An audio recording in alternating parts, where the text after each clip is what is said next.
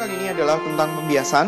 Pembiasan adalah peristiwa pembelokan arah rambat cahaya yang terjadi ketika cahaya melewati bidang batas antara dua medium yang berbeda. Dalam hal ini, mediumnya tembus cahaya. Pembiasan terjadi apabila sinar datang yang membentuk sudut tertentu dan cahaya datang tidak tegak lurus terhadap bidang batas. Jadi maksudnya dalam hal ini, kalau misalkan kita punya bidang batas seperti itu, cahayanya nggak datangnya seperti ini, horizontal gini. Enggak, tapi dia membentuk sudut yang kurang dari 90 derajat terhadap bidang batas. Jadi kalau misalkan kita punya suatu sinar datang dari medium yang kurang rapat, medium yang kurang rapat dan medium yang lebih rapat, biasanya kita bisa tahu dari nilai N-nya. Kalau yang kurang rapat, misalkan dalam hal ini mediumnya medium 1, ini adalah mediumnya 2, berarti medium 1 itu nilainya kurang dari medium 2, di mana medium yang menjadi patokan itu adalah udara. Indeks bias daripada udara nilainya adalah 1, jadi indeks bias daripada zat padat itu akan lebih besar daripada indeks bias daripada zat cair, dan indeks bias daripada zat cair itu selalu lebih besar daripada 1. Jadi 1 adalah nilai terkecilnya. Jadi kalau misalkan kita punya suatu sinar datang dari medium yang kurang rapat, maka kita di posisi di mana dia itu berpotongan dengan bidang batas, kita harus bikin namanya itu garis normal. Jadi di sini kita bikin garis normal seperti ini. Garis normal itu tegak lurus terhadap bidang batasnya. Ini siku-siku. Jadi kalau misalkan kita gambarnya kita terusin seperti ini, dan yang sinar datangnya kita terusin, maka kita akan mendapatkan sinar seperti ini. Tuh. Jadi di sini ini adalah sudut datang, namanya I. Di sini adalah garis normal. Seharusnya sinarnya seperti itu, yang titik-titik arahnya ke bawah, tetapi karena mediumnya itu lebih rapat, maka dia akan dibiaskan mendekati normal. Jadi dia posisinya itu sekarang akan gambarnya seperti ini.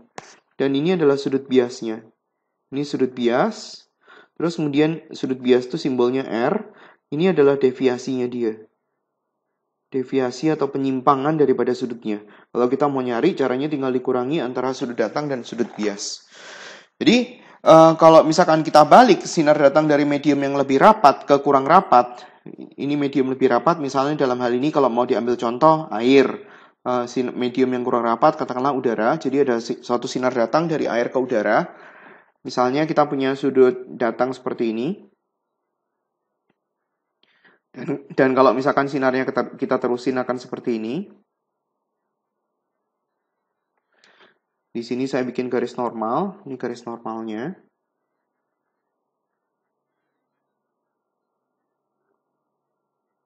Berarti di sini adalah sudut datang. Ini sinar datang, ini sudut datang, I. Sinar dari medium yang lebih rapat ke medium yang kurang rapat, dia akan dibiaskan menjauhi normal. Jadi hasil gambarnya akan seperti ini.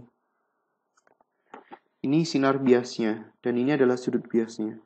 Jadi pengertian sudut bias adalah sudut antara sinar bias sama garis normal. Ini garis normalnya. Jadi kalau misalkan kita mau nyari tahu deviasinya itu ini. Ini deviasinya. Dan kita bisa nyari deviasi dengan cara yang gede dikurangi yang kecil. Kebalikan daripada yang tadi. Ini adalah perumusannya. N2. N2 itu adalah indeks bias daripada medium tujuan. N1 itu adalah indeks bias daripada medium asal. V1 adalah kecepatan cahaya di medium 1. Coba kalau kita lihat ini sama N kebalik ya. Ini 1 di atas, ini N-nya N2. Jadi gampang kalau misalkan kita mau ingat. Ini contohnya. Pada bidang batas antara dua medium yaitu kaca dengan indeks bias ini dan air, jatuh seberkas cahaya yang datang dari kaca dengan sudut datang dan dibiaskan masuk ke air. Jadi kalau misalkan kita gambarnya itu di sini ada kaca. Terus kemudian dia ada air. Ini ada kacanya. Ini kaca. Terus kemudian di sini ada airnya. Sinar datang dari kaca dengan sudut datang 45. Jadi kalau misalkan kita gambar, katakanlah saya mau gambar sudut datangnya kayak gitu. Sudutnya 45. Jadi di sini sudutnya siku-siku. Kita bikin garis normal. Di sini sudut datang 45, I itu sama dengan 45. Tujuannya mencari tahu sudut bias. kaca sama air. Kaca indeks biasnya berapa? 1,5, air 1,3. Berarti harusnya sinar biasnya akan menjauhi normal atau mendekati normal. Karena kacanya lebih rapat, sementara airnya kurang rapat, maka dia akan dibiaskan menjauhi normal. Ini sudut biasnya. Jadi seharusnya nanti hasil daripada sudut biasnya itu melebihi 45 derajat. Jadi kalau misalkan kita tulis, tentukan besar sudut bias, berarti kita bisa pakai yang N2 dibagi N1 sama dengan sin sudut datang dibagi sin sudut bias. N2 adalah indeks bias tujuan, dalam hal ini adalah air. N1 adalah indeks bias di mana medium asal. Sinnya, sin 45, sin R-nya kita nggak tahu. N airnya dikasih tahu 1,33, N kacanya 1,5 dikali sama sin 45. Nah, ini kita harus hitungnya pakai kalkulator karena angkanya jelek. Jadi sin R-nya itu sama dengan 1,5 dikali sin 45 dibagi 1,33. Di sini kalau misalkan kita cari,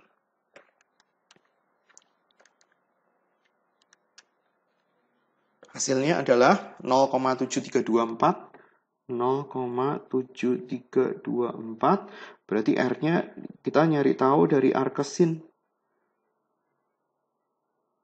R-nya ketemu.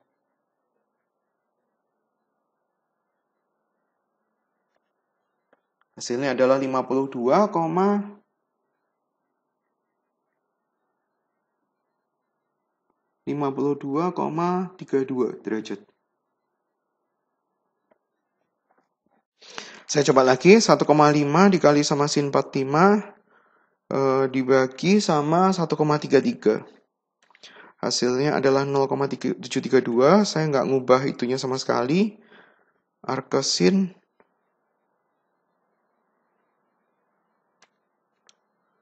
Ya, hasilnya adalah 52,32. Jadi ini hasilnya salah ya. Oke. Terus kemudian berikutnya adalah tentang sudut kritis. Sudut kritis itu adalah suatu kondisi di mana itu adalah sudut datang yang menyebabkan sudut bias 90 derajat. Jadi di sini kalau misalkan kita gambar, pada saat kita punya suatu sinar datang dari medium yang lebih rapat ke medium yang kurang rapat, maka sinar biasnya akan menjauhi normal. Jadi kalau misalkan saya gambar, ini sinar datang, terus kemudian kita harus bikin garis normal. Seperti itu. Ini adalah sudut datang, I. Maka dia akan dibiaskan menjauhi normal. Ini hasil daripada sudut bias.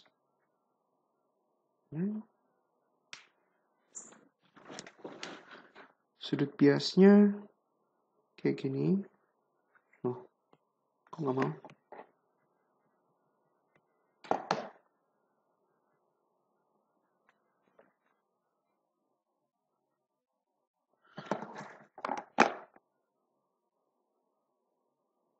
Kayak gini.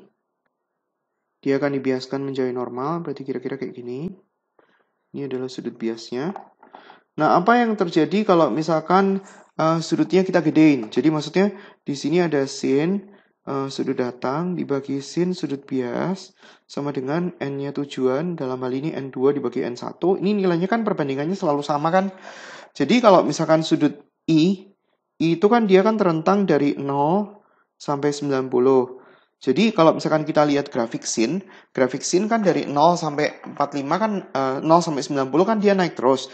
Jadi kalau misalkan I-nya kita gedein, berarti harusnya R-nya makin gede. Jadi kalau misalkan saya gambar lebih gede ya, misalkan saya gambar kayak gini. Ini sudut datangnya. Terus kemudian kalau misalkan kita gambar garis normalnya, ini garis normal. Terus kemudian ini seharusnya sinar yang diterusin. R-nya harusnya makin lama makin gede, kayak gitu. Ini I, ini R. Nah, suatu kali, pada saat kita gedein, lebih gede daripada yang sebelum-sebelumnya, dia itu akan membiasnya itu 90 derajat. Jadi dia akan membiasnya ke sono. Ini sudut datang, sehingga dia tuh membias 90 derajat. Nah, ini R-nya, itu sama dengan 90 derajat. Nah, ini pengertiannya adalah sudut kritis. Jadi sudut kritis itu adalah sudut datang yang menyebabkan sudut biasnya 90 derajat.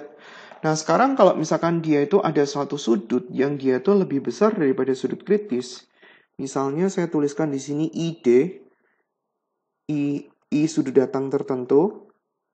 Katakanlah sudut kritisnya katakanlah 53. Di sini ada sudut 54 ID, di mana ID lebih besar daripada sudut kritis, maka dia nggak lagi membias, dia akan mengalami pemantulan sempurna. Jadi dia akan mantul kayak gini. Jadi sinarnya nggak keluar, sinarnya akan tetap berada di dalam medium yang pertama. Jadi dia nggak pindah sama sekali. Nah, pemantulan sempurna ini itu adalah yang mendasari teori daripada pemotongan berlian.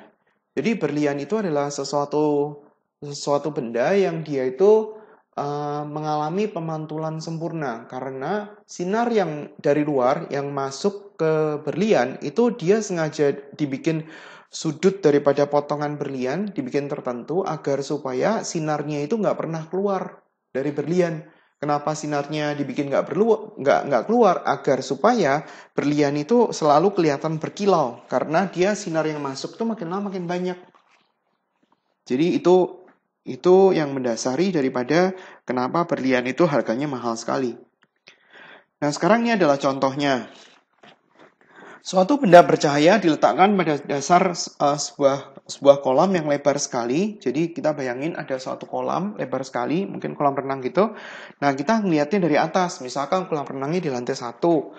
Terus kemudian kita ngelihatnya dari atas di lantai 2. Terus kemudian di permukaan daripada kolam itu dipasang papan. Di pusat daripada papannya itu dikasih benda.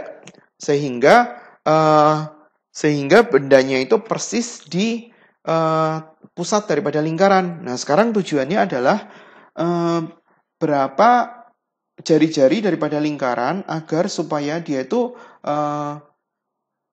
penglihatannya itu terhalang dari segala arah. Jadi maksudnya dalam hal ini kita harus taruh papan agar supaya kita mau ngelihat dari lantai 2 dari sisi manapun. Katakanlah lantai 2-nya kita itu bisa kita puterin ngelilingi kolam dari pinggir ke pinggir. Tapi dia di lantai 2 ya, jadi kolamnya benar-benar di tengah gitu. Itu kita nggak bisa ngelihat dari manapun. Jadi gambarnya adalah seperti ini. Ini adalah permukaan daripada air. Di sini ada udara. Di sini ada air. Terus kemudian kitanya ada di atas sini untuk melihat. Terus kemudian di sini ada papan karena dia bentuknya adalah lingkaran. Kalau kita lihat dari penampang seperti ini, dia nggak kelihatan bentuk lingkarannya. Jadi dia seakan-akan bentuknya persegi panjang. Terus kemudian di sini ada benda bercahaya yang dia tuh ditaruh di kedalaman tertentu. Dia ngomong kedalamannya adalah 7 meter. Berarti dari sini ke sini 7 meter. Sinar datang itu selalu dari benda. Jadi kalau sinar datang dari benda, kita harus bikin agar supaya dia akan sampai ke titik tertentu, dan titik tertentunya itu kita mau cari. Jadi sinar datangnya kayak gini.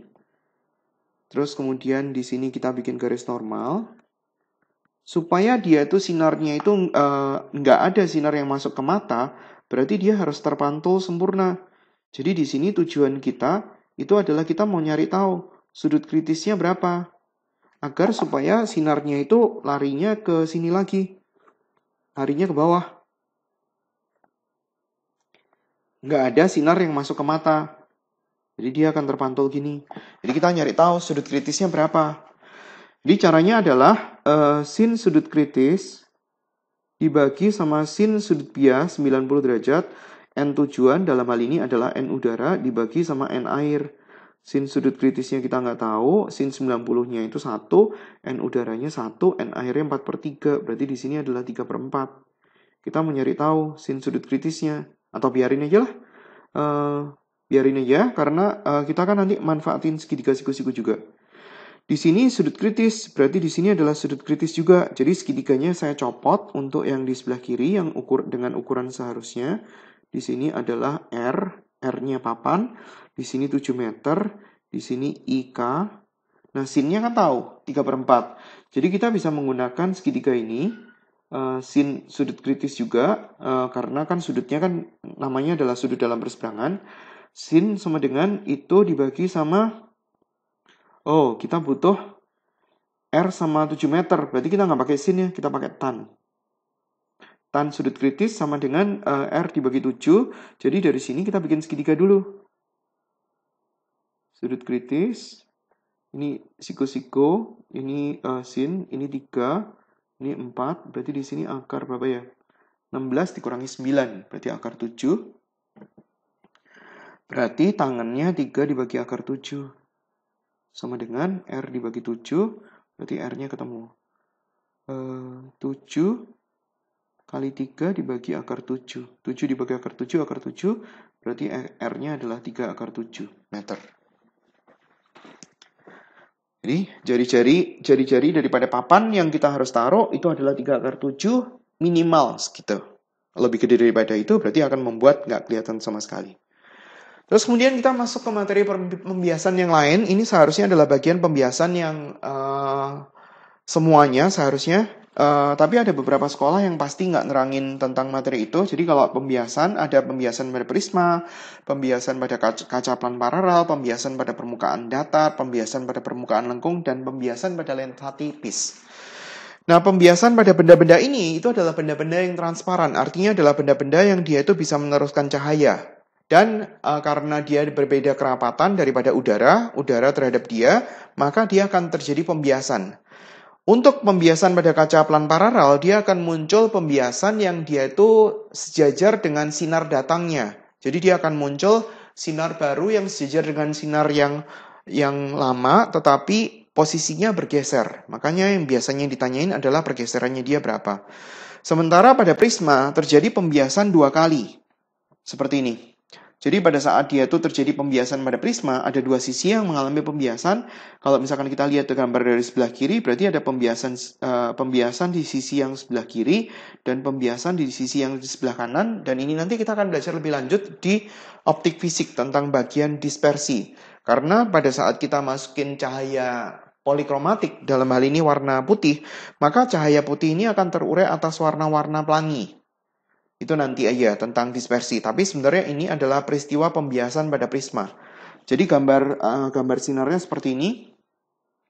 Di sini ada satu sinar datang pada permukaan yang sebelah kiri, maksudnya permukaan AB, dan di sini dinamakan sebagai sudut datang karena sinar datang dari medium renggang ke medium yang prisma, dalam hal ini medium rapat, maka seharusnya sinarnya warnanya yang merah yang ini. Tetapi dia nggak jadi belok ke sono, tetapi dia belok ke arah yang lain, yang merah yang garisnya lurus. Jadi di sini ada sudut bias untuk permukaan pertama. Nah, sudut bias permukaan pertama ini akan mengenai permukaan kedua, sehingga kita harus bikin garis normal di sini. Terus kemudian sudut antara sinar datang terhadap permukaan kedua dengan garis normal itu adalah sudut datang untuk permukaan 2. Jadi dalam hal ini adalah I2. Terus kemudian karena sinarnya itu dibiaskan ke medium yang lebih renggang, maka seharusnya sinar yang kayak gini nggak jadi keluar seperti itu, tapi dia akan keluar seperti S. Jadi pada saat sinar yang paling pertama, yaitu sinar yang P ini, dipotongin sama sinar yang keluar paling terakhir S, nah ini pengertiannya adalah sudut deviasi. Di sini, ini namanya adalah sudut deviasi. Sudut pembelokan antara sinar datang dengan sinar bias yang paling terakhir di permukaan kedua. Cara ngitungnya gimana? Cara ngitungnya seperti itu, kira-kira gambarannya gini. Jadi di sini dia ada namanya itu sudut pembias prisma. Kalau misalkan ada satu sinar datang ke permukaan satu, katakanlah seperti itu, saya gambar lagi ya. Sebenarnya gambarnya persis sama kayak seperti yang di depan tadi. Ini ada sinar yang keluar, ini sinar datang, dan kita bisa bikin namanya itu garis normal. Di sini kita bisa bikin garis normal untuk permukaan pertama. Jadi sudut antara sinar datang sama garis normal itu adalah sudut datang pada permukaan 1, I1. Biasanya diketahui. Nah, setelah kita tahu I1, karena ini sinar datang dari medium renggang ke medium yang rapat, di sebelah sini rapat, maka sinar akan dibiaskan mendekati normal. Normalnya ini ya, ini normal. Jadi harusnya dia ke sono, jadi normalnya dia akan belok ke sini kira-kira. Jadi kalau misalkan saya gambar, katakanlah sinar biasnya seperti ini. Jadi di sini akan muncul R1. Jadi dalam hal ini kita diketahui R1, tahu I1, terus kemudian dimasukin ke sini, kita akan ketemu R1. Nah, setelah R1 ketemu, kita masukin ke sini, maka kita akan ketemu I2. Jadi di sini dia ada pembiasan pada permukaan berikutnya, kita harus gambar garis normal, maka kita tahu I2-nya. Ini ada sinar datang, ini ada I2, sudut datang pada permukaan kedua. Seharusnya kalau kita gambarnya hasilnya akan kalau misalkan dilurusin seperti itu, sinarnya. Ini adalah garis normal karena sinar datang dari medium yang rapat ke medium yang renggang, maka sinar akan dibiaskan menjauhi normal. Jadi kalau dia menjauhi normal, harusnya kayak gitu, dia akan membelok ke sono. Jadi kira-kira kayak gini. Tuh, ini adalah sinar biasnya, ini adalah R2. Ini adalah sinar yang masuk paling pertama. Nah, kalau kita hubungin, maka dia akan dapat deviasi. Nah, ini adalah sudut deviasinya. Atau kadang-kadang pakai simbol D, sama aja. Jadi, setelah ketemu I2, kita ketemu I2, I2-nya kita masukin ke situ, maka kita akan ketemu R2. Setelah kita ketemu R2, masukin ke rumus ini, maka kita bisa mendapatkan deviasinya berapa. Kalau kita mau mencari nilai deviasi yang terkecil berapa, itu tergantung daripada sudut pembias prisma. Apakah dia itu kurang dari 15, apakah dia lebih dari 15. Kalau dia kurang dari 15 pakai rumus yang ini, kalau dia lebih dari 15 pakai rumusnya lebih susah. Deviasi minimum itu terjadi pada saat I1 sama dengan R2, berarti pada saat itu juga nilai I2 itu sama dengan R1. Jadi yang luar sama luar, yang dalam sama yang dalam. Oke, coba kita kerjain problem seperti ini. Sebuah prisma segitiga sama sisi. Prisma segitiga sama sisi berarti artinya sudut pembias prismanya 60 derajat. Di sini 60. Terus kemudian kita lihat apa yang diketahui. Indeks biasnya adalah 1,46. Terletak pada bidang horizontal, berkas cahaya mengenai permukaan bidang pembias prisma dalam arah yang paralel terhadap sisi dasarnya. Ini adalah sisi dasar, jadi ada satu sinar datang kayak seperti itu. Jadi kita harus bikin namanya itu garis normal. Jadi di sini sudutnya adalah 60. Berarti kesimpulannya ini 60 itu sudut di sini. 60 kalau misalkan saya gambar berarti sudutnya di sini adalah 60, ya kan ya? Ini kan sudut, namanya adalah sudut sadap. Terus kemudian ini 60, ini siku-siku. Siku-siku berarti ini sudutnya 30. Berarti di sini sudutnya 30. Ini adalah I1. Jadi sudut datang di permukaan 1 itu adalah 30. Jadi I1 sama dengan 30 derajat. 30. Kita cari R1. Caranya adalah sin I1 dibagi sama sin R1 sama dengan indeks bias tujuan 1,46 dibagi indeks bias asal. Kita bisa mendapatkan R1-nya, ini bukan R2 ya, ini R1. Tinggal hitung, dikali silang, berarti sin I1-nya dimasukin, sin 30, hasilnya berapa, terus kemudian dibagi sama 1,46. Terus kemudian kita cari tahu arkesnya. Arkes sin daripada jawaban yang sebelumnya hasilnya adalah 20,03. Saya ambil dua angka di belakang koma ya. 20,03 derajat. Terus kemudian dengan menggunakan sudut pembias prisma yang I2 ditambah sama R1, sudut pembias prismanya tahu, I2-nya kita nggak tahu, R1-nya kita tahu. 20,03, maka kita bisa mendapatkan I2.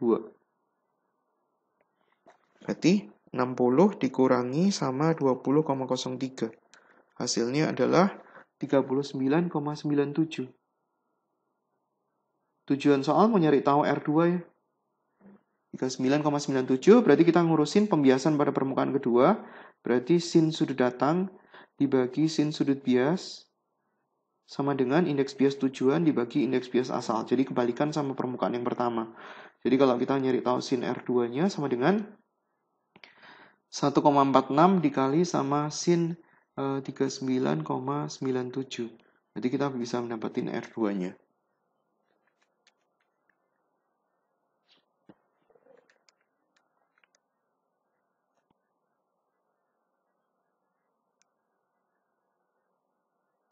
Hasilnya adalah 69,699. 69,699 derajat. Ini hasilnya agak berbeda dengan sebelumnya. Coba saya kerjain tanpa kalkulatornya saya buletin. Jadi kalau misalkan kita nggak buletin sama sekali, coba dia akan ngefek ke dalam perhitungan atau enggak. Saya coba pakai warna yang berbeda. Saya mulai dari atas ya. Berarti sin I1 itu sin 30 dibagi sama 1,46. Hasilnya berapa? Terus kemudian saya cari tahu arkesinnya dari jawaban tadi. Tapi ini sekarang nggak pakai pembulatan, jadi 60 dikurangi hasil yang itu dapat, terus kemudian tinggal di sin, terus kemudian dikali sama 1,46, terus kemudian di arkesin lagi. Sama, 69,7. Jadi di sini 69,699, tapi kalau misalkan kita tanpa membulatkan sama sekali, kita mendapatkan 69,708. Jadi jawaban ini nggak benar ya. Jawaban ini harusnya adalah 69, oh iya betul. Theta 4 69,7 derajat, bukan 0,8. Dah, yang A udah selesai. Terus kemudian yang B kita mencari tahu sudut deviasi. Nulis simbolnya kayak gitu boleh, nulis simbolnya kayak gini boleh. I1 tambah R2 dikurangi beta, I1-nya kita tahu, I1-nya adalah 30, R2-nya kita tahu, 69,7 dikurangi beta, 60. Jadi tinggal dihitung.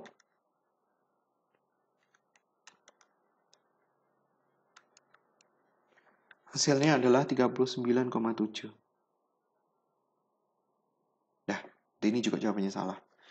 Oke, terus kemudian yang berikutnya, pembiasan pada prisma untuk yang ada deviasi minimumnya. Pada suatu prisma sama sisi yang berada di udara, jadi maksudnya di sini ada prisma dengan sudut pembias 60, dia berada di udara. Datang dengan sudut datang 45, I sama dengan 45 derajat, dan terjadi deviasi minimum, ini adalah I1. Tentukanlah besar deviasi minimum tersebut. Karena sudut pembias prismanya itu adalah indeks bias prisma kita nggak tahu.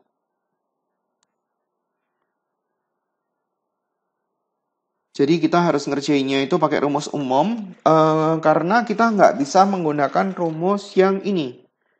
Yang ini nggak bisa dipakai. Rumus yang ini nggak bisa dipakai gara-gara kita kan nggak tahu indeks bias prismanya. Jadi kita harus nyari pembiasan secara umum sama seperti kerjaan yang sebelumnya. Jadi kita ngerjain dari pertama. I1 sama dengan 45, jadi kita kerjain. Oh, indeks biasnya terjadi deviasi minimum. I1-nya sama dengan 45, berarti kita bisa tahu bahwa R2-nya juga adalah 45 kan ya?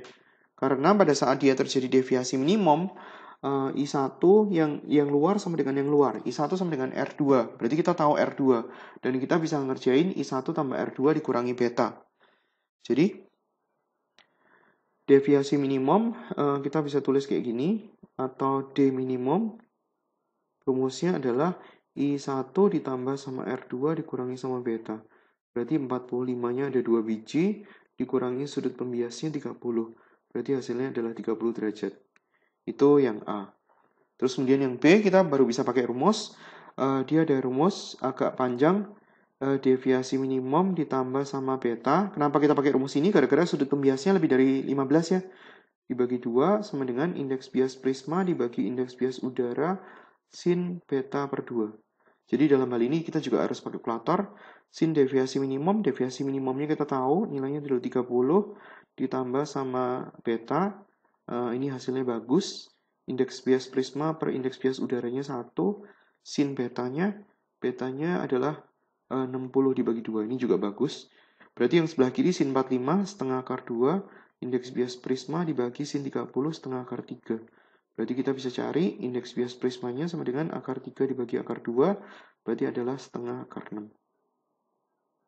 Atau kalau misalkan kita cari akar 6 hasilnya dibagi sama 2.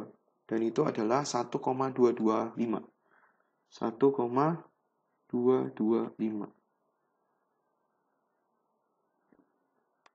Sin 45, sin... Oh, sorry. Ini nilainya adalah sin 30, berarti saya salah ya. Ini adalah setengah. Berarti di sini indeks bias prismanya adalah akar 2. Akar 2 kalau misalkan kita cari, hasilnya adalah 1,414. 1,414. Nah, itu jawabannya. Jadi tadi salah di sin 30 ya. Sin 30 ada setengah. Oke, terus kemudian bahasan berikutnya adalah tentang pembiasan pada kaca pelan paralel. Jadi kaca pelan paralel ini adalah satu benda yang transparan yang dia itu permukaannya datar, permukaan atas dan permukaan bawah itu sejajar. Kaca pelan paralel adalah suatu benda yang terbuat dari kaca berbentuk kubus dengan 6 sisi yang rata sisi yang berhadapan sejajar. Bentuknya lempeng tipis, mirip batu bata atau korek api. Ia memiliki ketebalan tertentu sehingga sering dilambangkan dengan D. Jadi ini adalah ketebalannya, D. Nah, pada saat ada satu sinar datang, dia nanti kalau misalkan kita gambar, seharusnya dia akan muncul sinar yang katakanlah kalau misalkan kita terusin, sinarnya itu dia akan sejajar sama sinar yang keluar. Kenapa bisa kayak gitu? Karena di sini pada saat awal dia kan akan terjadi pembiasan dengan sinar yang mendekati garis normal. Ini katakanlah sudut I1. Di sini adalah sudut R1. Nah, sudut R1 ini itu akan menjadi I1 untuk yang pembiasan di berikutnya. Sehingga di sini akan muncul R2 yang R2-nya itu sama kayak seperti I1. Jadi dia akan muncul sinar yang sejajar dengan dia itu bergeser sejauh T. Nah, di sini kalau misalkan kita lihat di caranya, cara mencari T-nya adalah D, pergeseran sinarnya T, D kali sin I kurangi R dibagi cos R. I-nya itu adalah sudut datang. Dalam hal ini adalah sudut, kita bicara tentang salah satu permukaan ya, permukaan 1 boleh, permukaan 2 boleh. Tapi rumus ini adalah untuk yang permukaan 1. Sudut datang pada permukaan 1.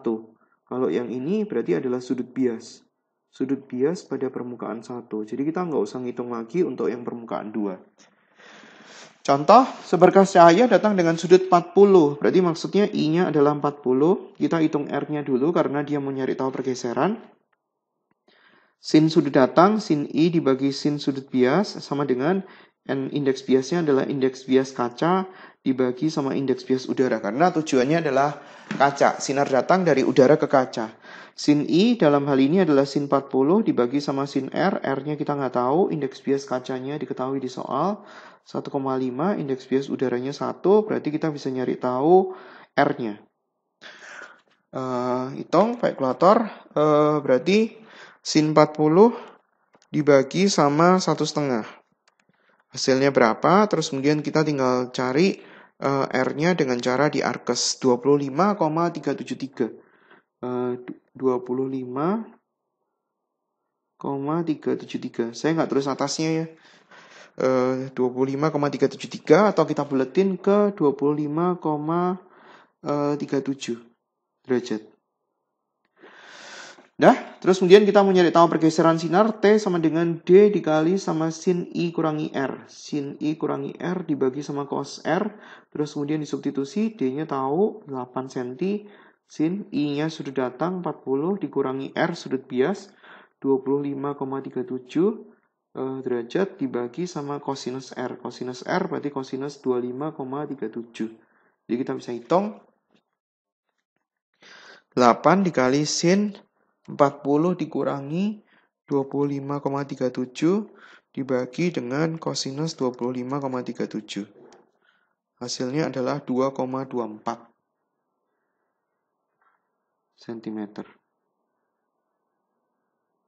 Itu adalah pergeseran sinarnya. Jadi kalau misalkan ada problem seperti itu, D-nya ini 8, berarti dia akan bergesernya sejauh 2,24. Artinya kalau misalkan dia itu semakin tebal, ya berarti pergeserannya T itu semakin jauh, semakin gede. Kalau misalkan posisi kaca yang berbentuk balok tadi dibalik, ya berarti pergeserannya akan beda-beda. Kalau misalkan dia bentuknya adalah balok. Oke, terus kemudian yang berikutnya adalah pembiasan pada lensa tipis, yaitu lensa tipis adalah lensa benda bening dengan ketebalan tertentu yang dibatasi oleh dua bidang lengkung. Kalau yang tadi kaca pelan paralel kan dibatasi oleh bidang yang sejajar atau satu bidang lengkung dengan satu bidang datar. Jadi kalau misalkan kita lihat, dia ada beberapa jenis daripada bentuk lensa. Jadi lensa itu sendiri ada yang dia itu bentuknya ini. Ini namanya adalah biconvex. Atau bahasa Indonesia adalah cembung-cembung. Cembung-cembung.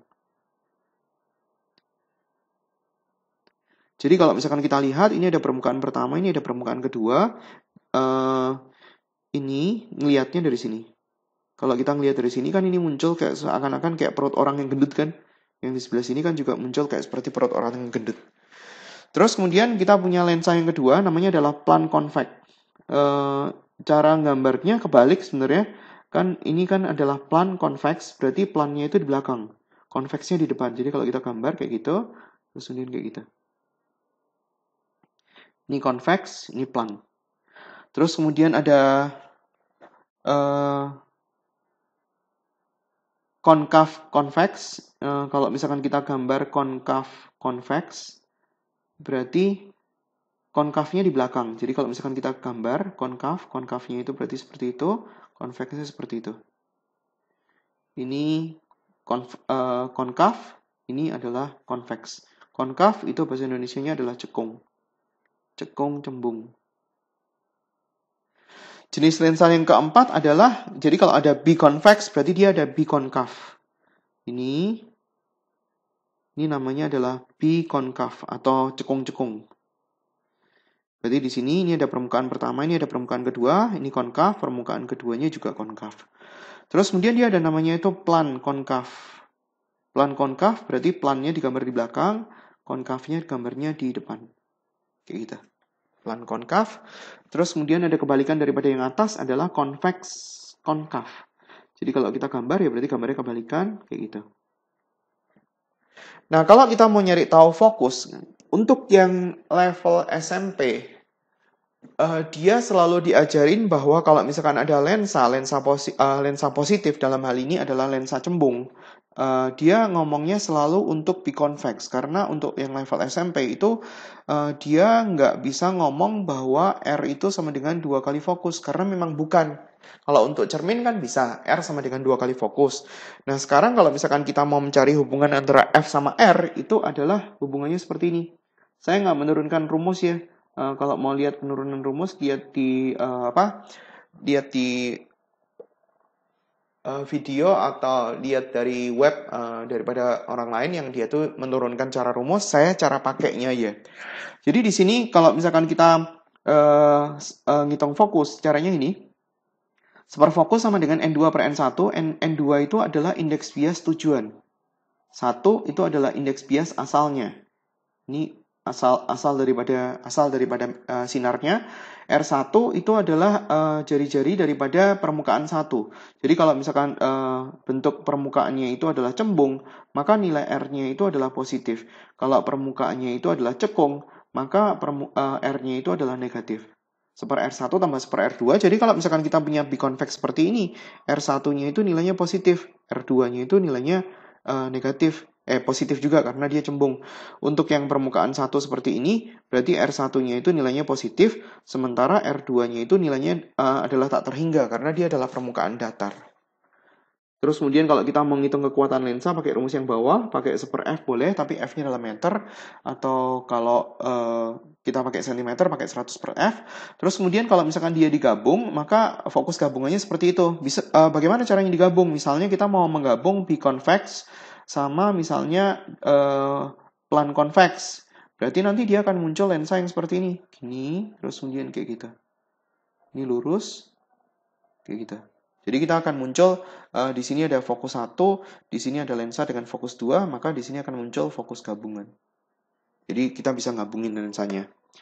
Oke, sekarang contoh, sebuah lensa biconvex. Berarti di sini R-nya ada 2, ada R yang pertama nilainya positif, ada R yang kedua nilainya juga positif. Dari gelas dengan indeks bias gitu. Berarti ini adalah indeks bias daripada lensa. Apabila diameter kedua permukaan sama, berarti R1 sama dengan R2, berapakah jari-jari kelengkungan yang diperlukan untuk menghasilkan fokus 25? Jadi kita bisa tulisin kalau misalkan dia nggak ngomong apa-apa, maka sinar dianggap datang dari medium udara ke prisma. Ke lensa.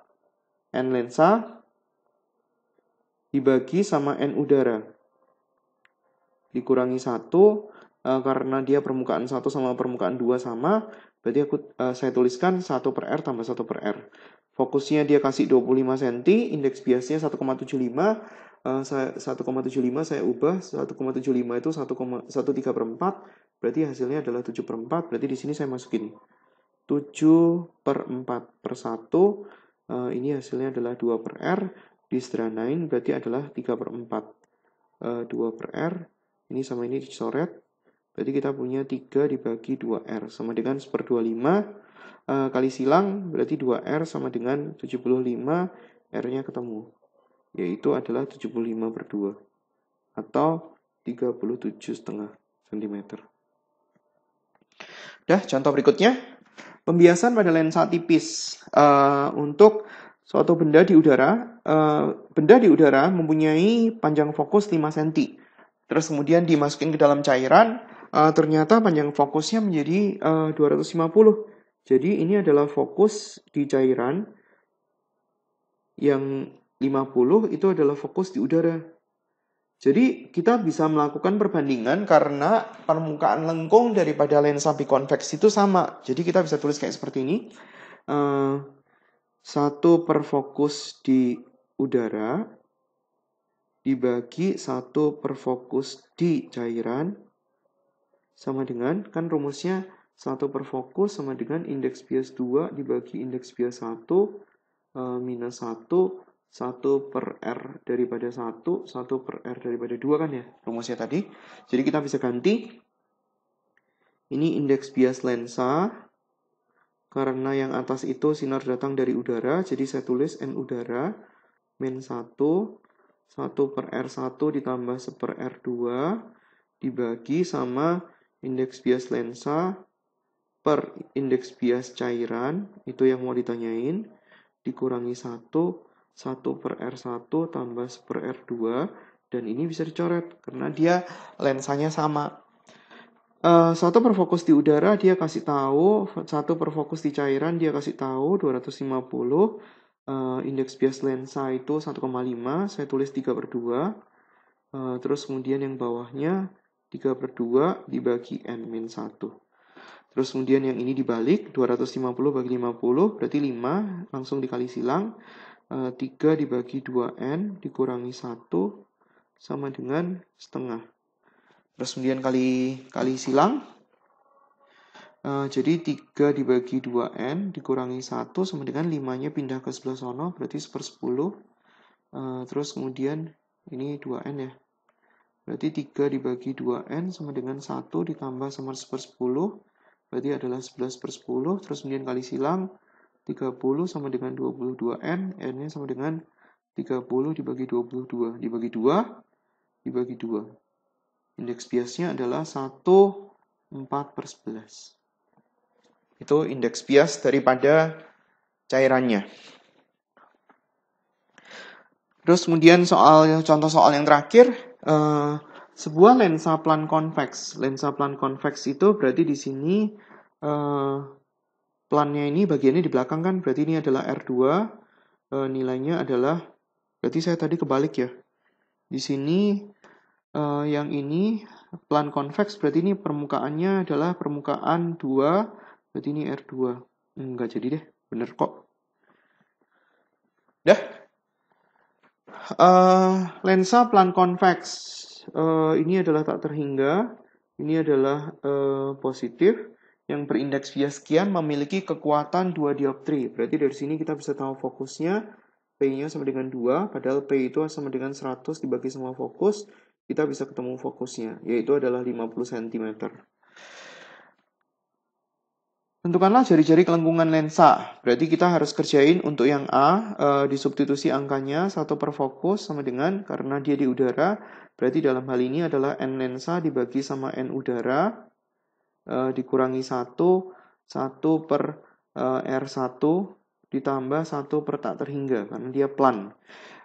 Fokusnya itu nilainya adalah 50, sama dengan N lensanya tahu, dibagi sama 1, dikurangi 1, 1 per R, karena kita mencari tahu R-nya. Terus kemudian disederhanain, 1/50 sama dengan 1/2 dikali 1 per R, berarti R-nya ketemu, 25 cm. Itu yang A. Terus kemudian yang B, kita mau nyari tahu kuat lensa di air yang berindeks bias sekian, berarti kita harus nyari tahu fokus di air berapa. Berarti indeks bias lensa dibagi sama indeks bias air dikurangi 1, R1 sama R2-nya sama. R2-nya berarti tak terhingga.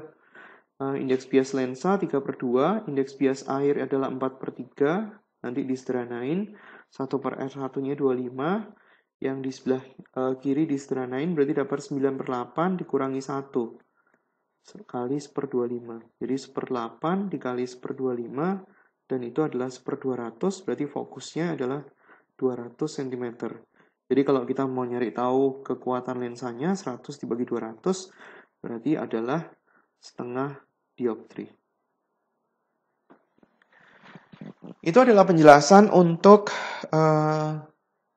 pembiasan, mulai dari paling awal sampai pembiasan pada lensa tipis. Dalam hal ini saya nggak membahas pembiasan pada permukaan datar dan pembiasan pada permukaan lengkung.